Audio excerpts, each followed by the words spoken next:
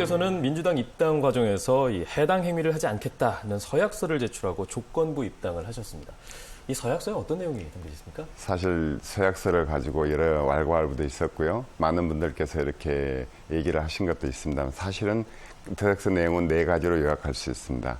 첫 번째로는 문재인 정부의 성공과 민주당의 발전을 위해서 기여하겠다. 왜냐하면은 정의로운 사회와 나라다운 나라를 만드는 데는 반드시 대통령의 성공이 전제되어야 하기 때문에 그 내용이 첫 번째고요.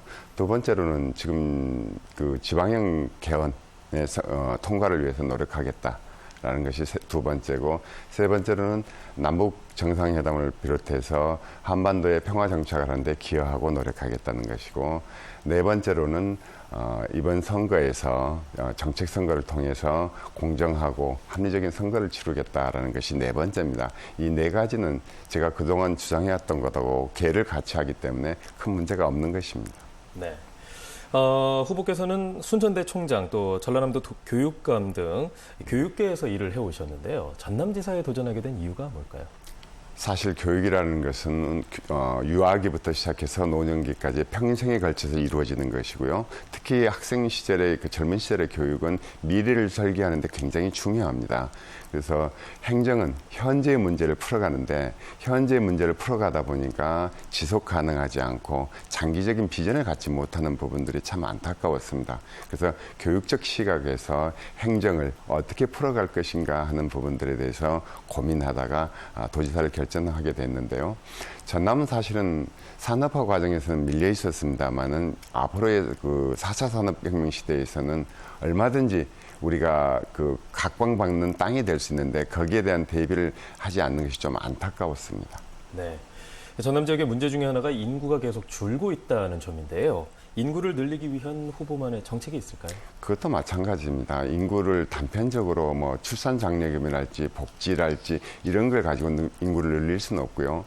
요즘의 젊은이들은 워러벨이라 그래서 일과 삶이 잘 조화를 이룰 때 만족을 느끼고 거기에 정주하게 됩니다. 그래서 젊은이들이 정주할 수 있는 여건이라는 것은 대기업이나 공장의 굴뚝이 아니라 스스로가 본인들이 잘할 수 있는 그런 일을 할 수 있어야 됩니다. 그걸 요즘 말로 하자면은 1인 창업입니다. 그래서 전남이 4차 산업혁명 시대에 대비할 수 있는 일자리 정책은 1인 창업, 즉 벤처의 활성화라고 생각합니다. 그래서 그런 여건은 전남이 타 시도에 비해서 참 유리한 부분들이 많이 있기 때문에 그런 부분들의 창업 기반을 확충해 갈 것입니다. 네. 그럼으로써 자연스럽게 인구의 문제나 출산의 문제랄지 노령화의 문제가 해결될 수 있도록 하겠습니다. 네.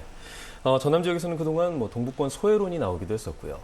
서부권이나 동부권이나 중부권이나 상생 발전이 필요하지 않겠습니까? 이런 균형 발전을 이룬 구상이 있으신지요? 그 지역이 갖는 특성과 장점이 있습니다. 그걸 잘 살려줘야만이 소외받았다는 얘기가 안 나오는데요. 동부권은 사실은 인구도 많고 경제 활동량도 많은데 문제가 되는 게 사실 그 교통량이나 그런 데 편리성이 떨어져 있습니다. KTX의 운항 횟수도 적고요. SRT가 운영되고 있지 않습니다. 그래서 동부권에는 KTX나 SRT와 같은 수도권이나 타 시도와의 그 교통의 편리성을 제공해 드려야 되고요. 서부권은 모항공항이라는 게 있는데 모항공항이 남해안의 그 관광과 의료를 복합하면 굉장히 시너지를 얻을 수 있는데 그 부분이 좀 미약한 것 같습니다. 그래서 서해안은 의료 관광 메카로 육성하고 싶은 생각이 있습니다. 예. 그리고 광주와 전남 자치단체들 한전공대 유치 공쟁이 뜨겁습니다. 후보께서 생각하시는 가장 적절한 입지는 어딜까요? 한전공대는 굉장히 필요하고요. 입지는 서로 간에 해서 가장 효과가 좋은 부분으로 가는 것이 바람직하지 어느 특정 지역을 위치하는 것은 아니라고 생각합니다. 예.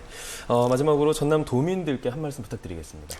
저는 우리 전남 하면 항상 그 낙후된 도시, 재정 자립도 꼴찌, 그것이 멍해처럼 붙어 다니는 게 너무 안타깝습니다. 제가 도지사가 된다면 재정 자립도를 높여서 우리 전남이 부유하고 남부럽지 않는 그런 동네를 만들어서 우리 도민들의 자존심과 자긍심을 높이는 그런 역할을 해보고 싶습니다. 네, 오늘 말씀 고맙습니다. 네, 감사합니다.